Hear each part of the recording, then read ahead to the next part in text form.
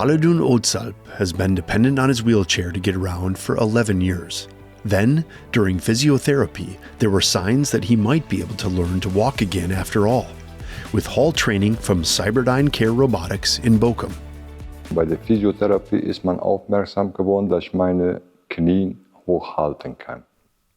During physiotherapy, they noticed that I could hold my knees up, although that has always been like that. And the friendly physiotherapist asked me if I agreed with walking with a robot, and why not? And on my first day here, I was so pleased that in the mirrors I could see myself standing. That was great. I can now move my right foot quite well.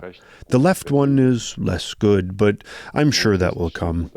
And I can now stand with support, and I feel so much joy. Und die Freude.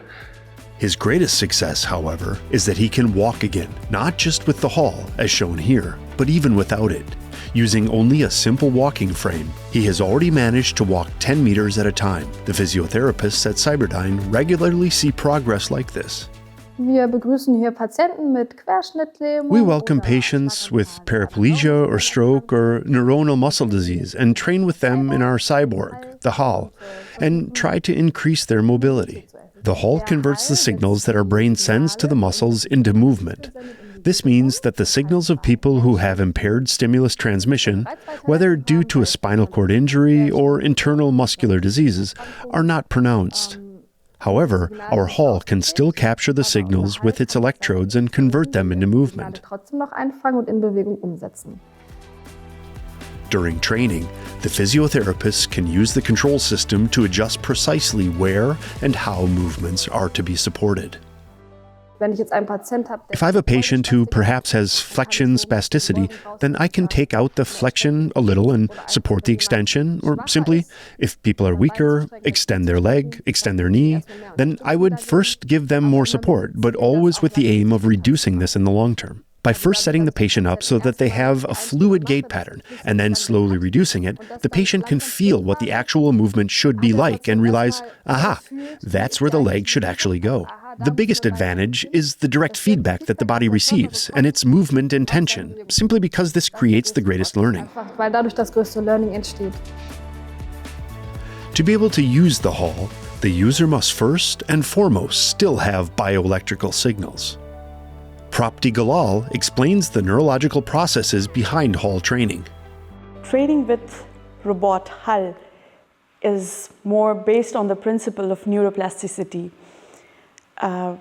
When a person trains here with HAL, there's a flow of the stimulus from the brain to the muscles, and it is repeated, the training is repeated, and this transmission of the stimuli is always in a loop. And because of this repetition of training, there's a neuroplasticity. The HAL is an active exoskeleton that can identify the intentions of a movement via the sensors and amplify these signals.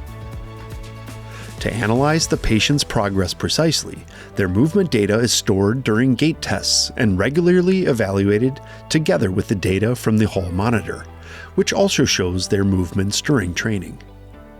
How long it takes someone to be able to stand or walk on their own 2 feet again varies greatly and depends on the amount of signals there are still present.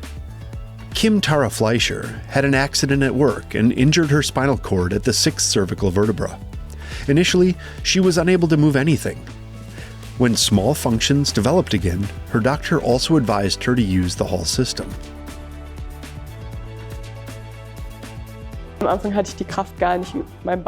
In the beginning, I didn't have the strength to move my leg forward on my own.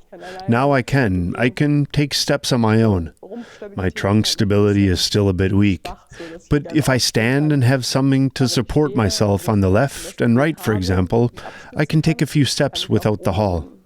So within 3 months, 4, 5 months, I was already able to use my legs myself, so I no longer had to put them down with my hands. So I think that it's just really good for my psyche, and it also strengthens my muscles in everyday life. It's exhausting, but it's fun. Working with the HAL system is an enrichment not only for their patients, but also for the physiotherapists. I'm a bit of a robot enthusiast anyway, so it's perfect. But also, to simply take this progress with me. You don't have that opportunity in normal work. I can work associatively and guide it along, but I can still get this direct feedback, maybe from contractions or something else. All that movement or something, and the robot reports that back. Das meldet der Roboter ja auch rück.